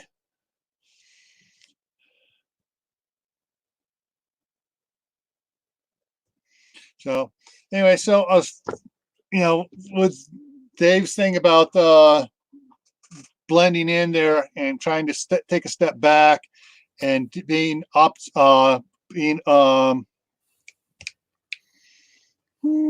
scanning everything, being observant and everything going on, what's on around you, paying attention to who's stressing out, who's freaking out there during that story. Operational awareness. Yeah, operational awareness. Yeah, you can just yeah, you need to, that's when you need to start practicing or thinking about how you're going to do your gray person persona. And that's why, you know, when I pulled up the pictures of the airport there, and I was pinging everybody out that we look at when we go on into an airport and we're checking stuff. You know, we pick up people in the bright clothes and we start monitoring their movement to see how, as they move, that's how most the pattern of people moves. And so you really need to think ahead, plan ahead, do your mental exercises of what you're going to do. Example, hey, I got to go into Walmart here. I got to go into Sam's Club or Costco. How am I going to not attract attention to myself in a situation where I don't even want to be there? In Ohio, it's easy.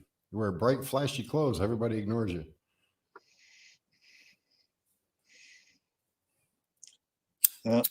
Usually I would say the same thing for certain parts of San Francisco as well. Yeah, well, no, they rarely wear flashy clothes. Flashy. I mean, we're talking bright. If you're dressed in anything other than bright clothes, you stand out. Yeah. What's up with him? Is he biased? Is he a I'm going hater? to start turning it into a place of refuge. Okay. Jason Voorhees, he eats your heart out. Julie's got you beat. Yeah. Squid. Squins. All right. So Sequins. Sequins. Oh. Yes, sequins. Yes. Down in the Castro district.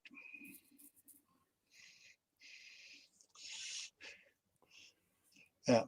And the thing is, so you also got to figure out. Remember, if you commute to work, you may want to have a change of clothes there that is not, quote, work appropriate, such as if you work in an office building, you need to have some Levi's and some other stuff you can change into so you can, if you need to boogie. It brings up the whole all right, let's go to an SHTF event that their government's still somewhat functional, but there's not really a whole lot of rule of law. So there is law, but it's sparse because there's just not enough enforcement agents. And they truck food in. The last thing you want to do is stick out. You want to wear baggier clothes, slightly stained, hair disheveled. You want to look like you ain't eaten in a few days. That way, nobody's going, hey, they look awful doggone healthy. That means they're only coming here to make it look like they need it. Let's follow them back to their home and take what they've got. And for guys, second an event happens, stop shaving. Mm-hmm. Unless, of course, you're like me, you got a battery operated one. Mm-hmm. Then you offer to give haircuts for trade.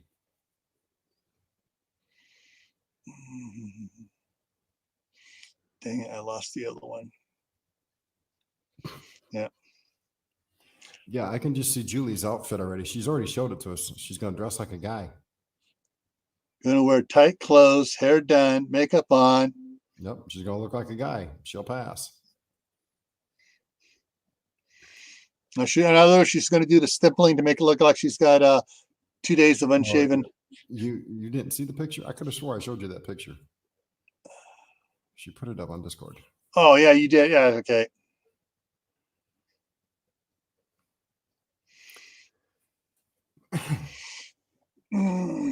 Yeah. So, does anybody have any questions? Oh my God, it was scary. Does anybody have any questions about things you can do or should not do when you want to blend in to disappear in the crowd? All right, Steve, take it easy. Be safe.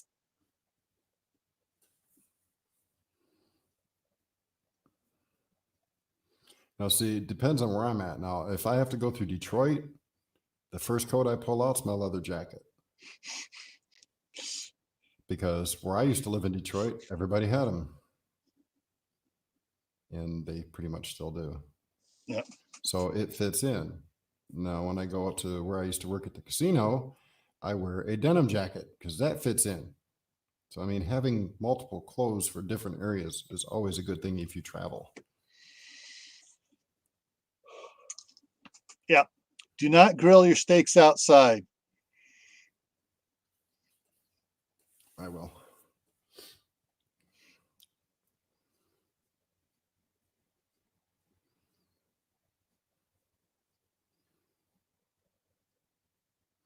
But see, there's a way to get past making it smell like you're cooking food. Walk out to the street and grab the nearest roadkill, throw that on a grill. Oh, geez. Burnt hair. They will run the opposite direction from you, and you'll be safe. You'll be able to cook, no problem. But you're not going to put anything on that grill anymore. You might want to put some Vaseline under your nose so the smell doesn't get to you, but you'll be okay.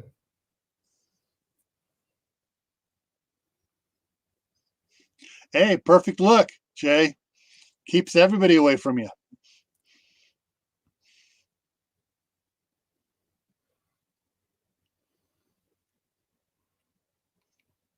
Yeah, you don't want to turn that hood vent on either if you're cooking.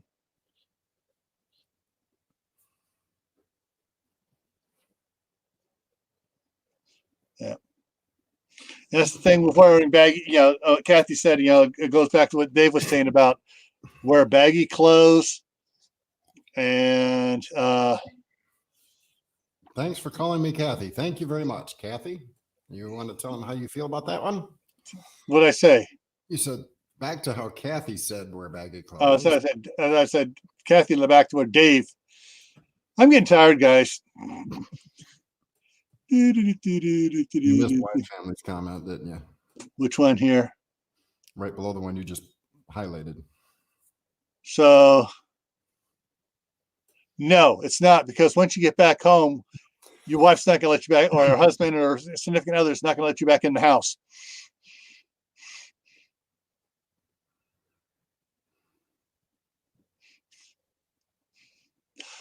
That might be a better idea.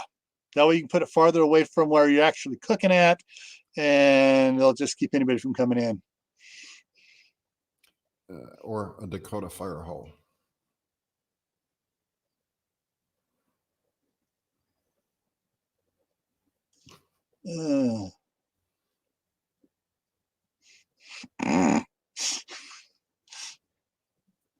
no worms.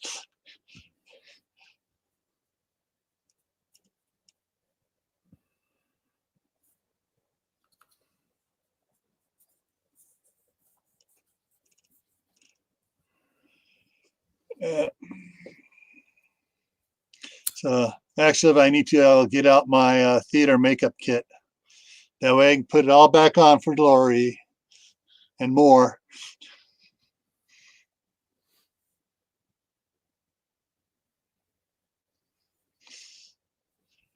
All right. Is that what you call it when you eat Mexican food? Jay.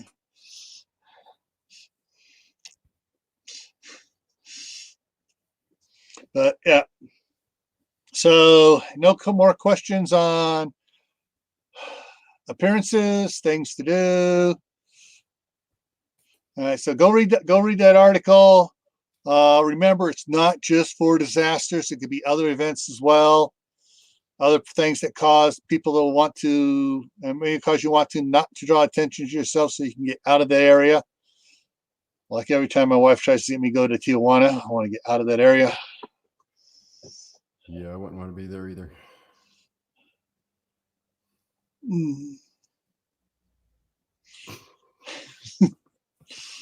Woof, woof. One less puppy. You what they call dinner in China? This is from a friend of mine who's from China. He said, you know what we call dinner in China? Slow dog.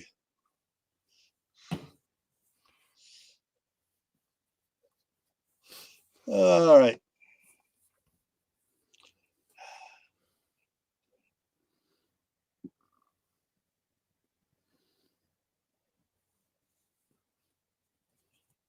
Yeah. Puppy chow mein. It's Hey, Wade family. Seriously, that's what my friend Scott, told me. He goes, hey, you know what we call it over there? We call it slow dog. And he goes back to Hong Kong twice a year, every year. Oh, you're fine, Lori. You're fine. What was she laughing about? Oh, the chow mein. A little chow chow dog. Woof, woof, woof, woof. Okay. Little Pekingese on the side there with the side of German. How do you say back off in Spanish? Back off. You turn around and sneeze at him.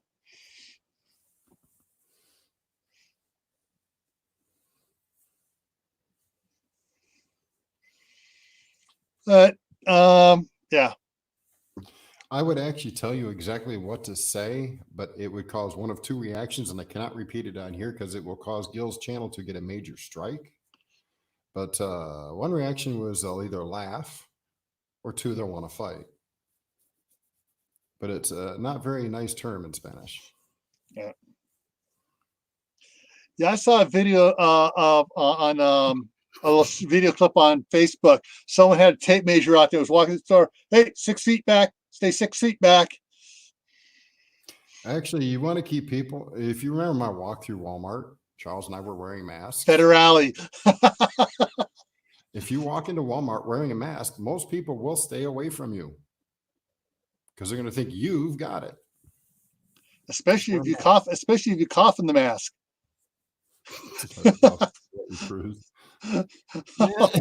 That cruise to Guatemala was awesome. We're docent.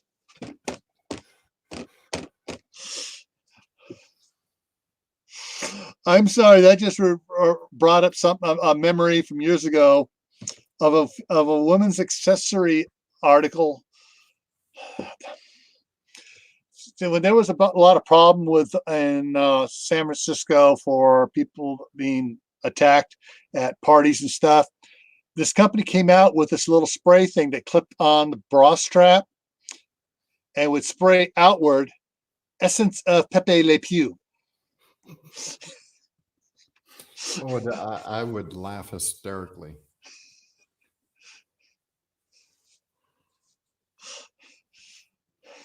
Oh, wait a minute, heavens. Miss Julie. What kind of gong? Are we talking AR 500 set at 150 yards or what?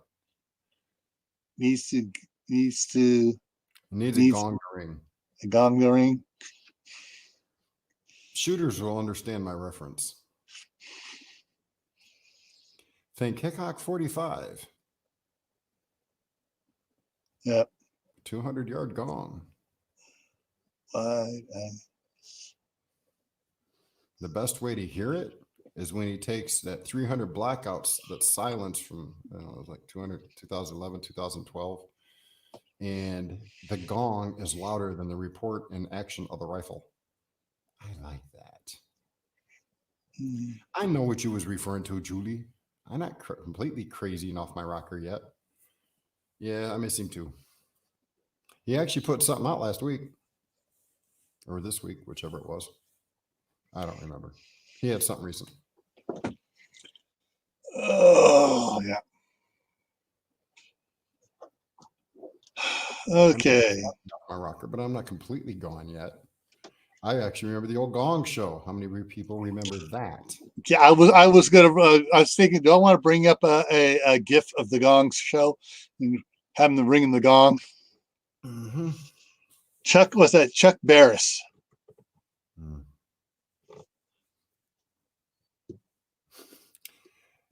Well, Miss Lori, if you want to go learn about pews, go watch Hickok 45. The name you got there, put 45 after that and type that into YouTube.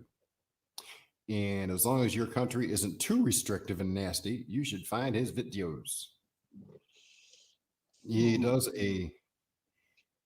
when he reviews something, he's very honest about it. He'll tell you the pitfalls of it, if it has any, and you get to watch it in action. Yeah. And he's one of the few people I know that can take a pistol and hit a gong at 200 yards, kind of like Jerry Mikulek, the world's fastest shooter.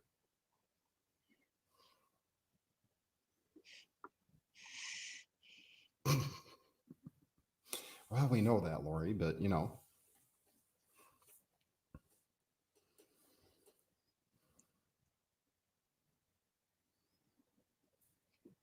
Okay, who's got fast fingers out there? Find Miss Lori a link to Hickok 45. That's on YouTube? Yeah. And the race is on, and Kathy's going to beat me. If she can't, Kathy, I can show her exactly. I know I can't do that. Whoops, I can't say that.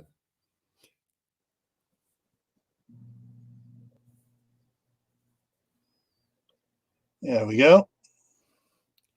Well, Lori, if you think that, I need to go find Jerry's channel. It's coming. If you want to see somebody that's finger can move faster than he's phenomenal. All right. Back it up. I just already hit enter and she put it in there first.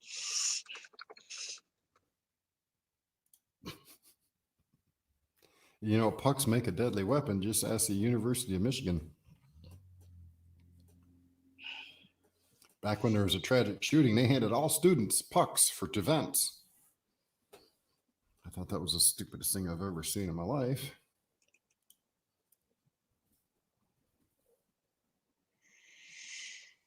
Yeah.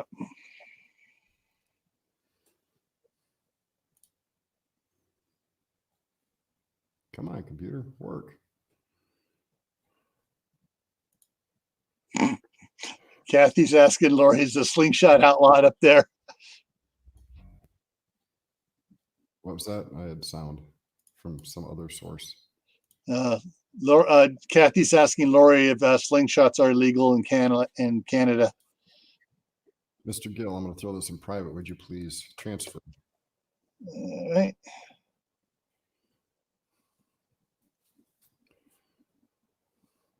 That is for Jerry Mikulek. He is the world's fastest shooter.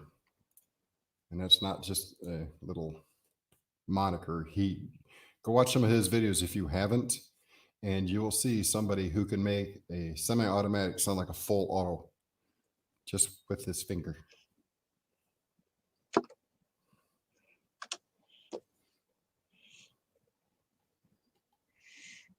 And he does it with a nice bit of flair and comedy. What I'm going to have to go back to there. I just realized they had unsubscribed me from him again. God, I hate that.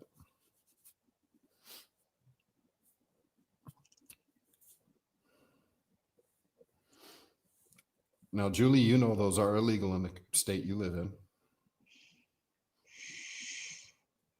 What was she saying? What about plastic straws? No, they're not. They're only illegal for stores to give them out. So if you order it online, like the big ones I ordered from Amazon, they can't do squat about it. If we're going to go with darts, let's get something. Let's get the. Kathy brought up the good website. I seen that. I wasn't going to say nothing. You usually miss stuff like that. But if you're going to talk about putting something on a dart, let's get the secretions off a dart frog. They will not get back up. Yeah. Jerry is probably the fastest with the pistol, Dave. But do you know who is the best with the shotgun? You haven't seen him shoot. Tom Knapp. He actually broke, if I'm not mistaken, he broke Tom Knapp's record For taking the clays themselves, tossing up and getting all the clays before they hit the ground. Yes, Jerry has actually done that. It was a couple years back, but he's done it. So I don't know. I honestly don't know. I don't remember the outcome of the video. I just remember him doing it. Yeah. But I've watched him empty 15 rounds out of a shotgun in less than 3 seconds. Yeah. Most of us, after 3 rounds, we're going, ow, my shoulder. They're not challenging, Lori. They're actually very aerodynamic.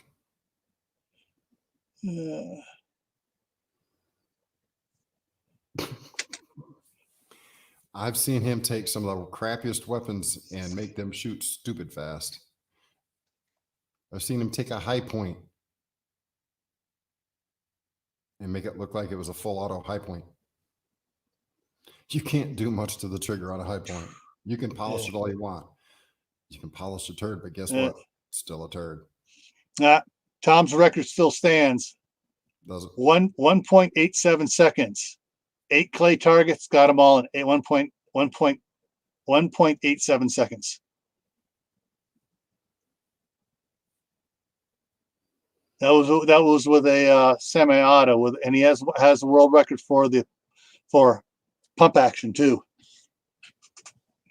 Go watch some of Jerry's videos. Yeah, I've seen some of his stuff, but there again. Then he went on to get 10 clay targets and then 12 clay targets. Jerry is also a very personable person. Yeah. I mean, if you were to take a meeting, yeah, you'd feel like you were family. Yeah. Uh-oh. Lori's on it again. Lori's on what? She's on her mischievousness. Oh, all right, guys. 1, 2, 3.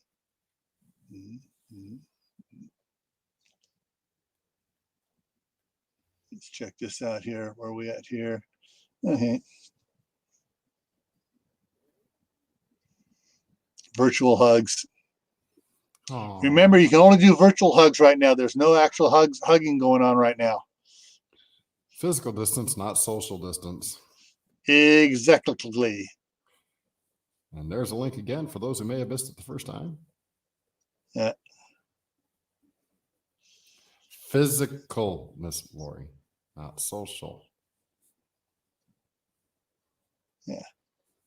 Because we're not social distance here. We're not cutting it out. Yeah, I don't want to cut it out. My sword's sharp right now. I don't want to dull it.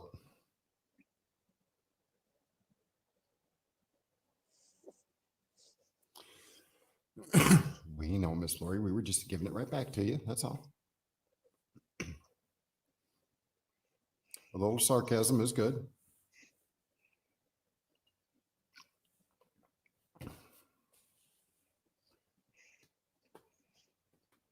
Oh, scratch that.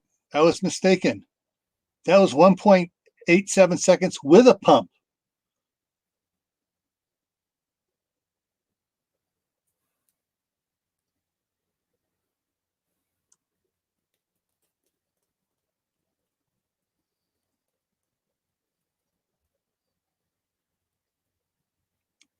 He did 9 standard clay targets in less than 2 seconds with a semi-auto. And world record number 3 was extended tube. He did 10 targets in the air, tossed in one hand, and got all 10 targets in 2.2 seconds. Woo! Yes, Miss Lori, you are the only true Queen of the North. And Jay, if they're doing boxing matches, it's probably virtual.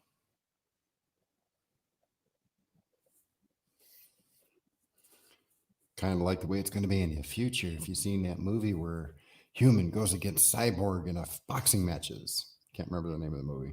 Yeah. And human wins. Because he gets augmented.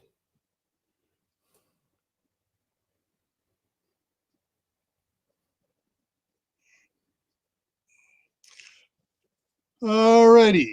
I think we're about ready to wrap it up here. Yep, getting close to that 2 hour mark. Yeah. After all this, after everyone will be blasting Lady Gaga's. No. Let's get No, they're going to go for the original. They're going to go for Hot Tootin' John, Olivia Newton-John, and do play her original. Let's Get Physical. I'm only going to do that. After it's all over and done with. Still not going to do it. I'm a spoiled sport. I'm going to stick in the mud.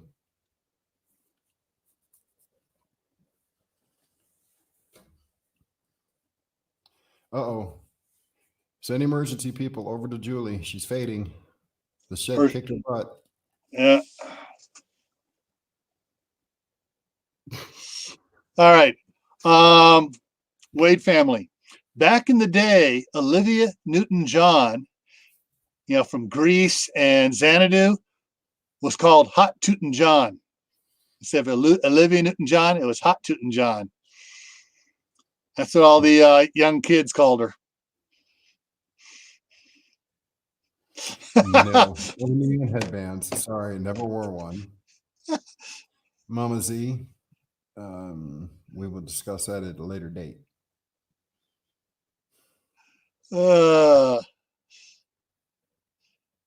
Lori's got the right song. Can't touch this. No, I will stay cooped up in my house just like I was 7 months before this hit. Actually, about a year and 7 months. And probably a year and 7 months after it's done. I'm not going nowhere. Unless for some reason he finds the winning lottery ticket laying on the ground. No, not unless I can make arrangements this summer. If things calm down enough for me to find a place up in Michigan, then I'm moving. And I'm trying to find a place where I can actually go outside and grow things and build a bonfire and take turkey practice from a pew pew.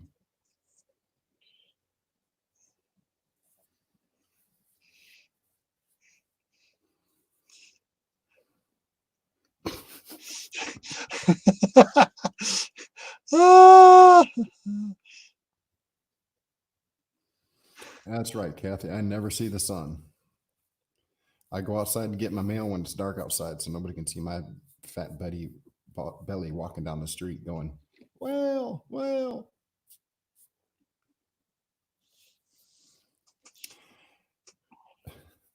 Real estate is not exactly cheap in Port Huron, sorry. Where I'm actually going, I will be renting a place if I can make the arrangements. But it's better than living where I currently am.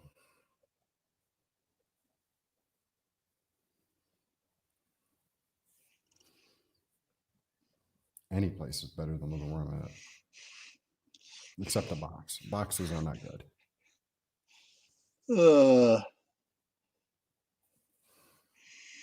All righty. So let me get back up here. Well, Lori, maybe not, because I would actually be moving closer in a sense to you. by 480 miles. Think about that before you say good for me. I will be closer.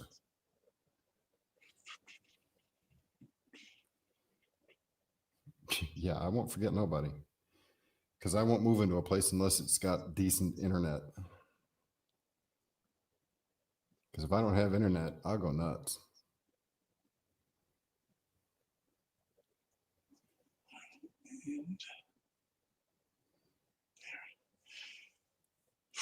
All righty. I think we've burnt the heck out of this one tonight. Oh, yeah. It got burned down a long time ago. All righty. And so with that, just some reminders. Oh, some reminders special. Oh, guys, everyone. Yeah, there's a Friday night. I forget what I'm doing Friday night. Give me a second here. Really? You put out Yeah. the video today? I know. All right, Friday night is no powder. So it's Awesome. if you have no pew pew powder, what are you going to do? What are your alternatives? But the big one coming up is Saturday at 5:00 Mountain Time. Got the Green Wizard coming on, and we're going to talk about how to build your soil. Round of applause for Miss Kathy, please. Yay! Do you even know why? Did you read it? Or did you just copy? He just copied. He didn't read it, Kathy. She got monetized. She leased that 4,000. Yeah. Yes. I've been tracking. I knew she should have hit it with the last live. Now, the sad thing is you have to maintain that 4,000 hours. It's not hit it once and forget it. You got to maintain at least 4,000 hours. Or they can, if they so choose, to demonetize you again. Yeah. But also once you hit that, you tend to have your videos pushed to the front a little more. So hopefully you'll get more people joining you, and you'll be picking up more. So, okay, kiddies, you'll have a good night and be safe and don't let the bed bugs bite and hell, I don't know. Have fun, be safe, God bless. All righty. See you guys all later. Boom, there we go.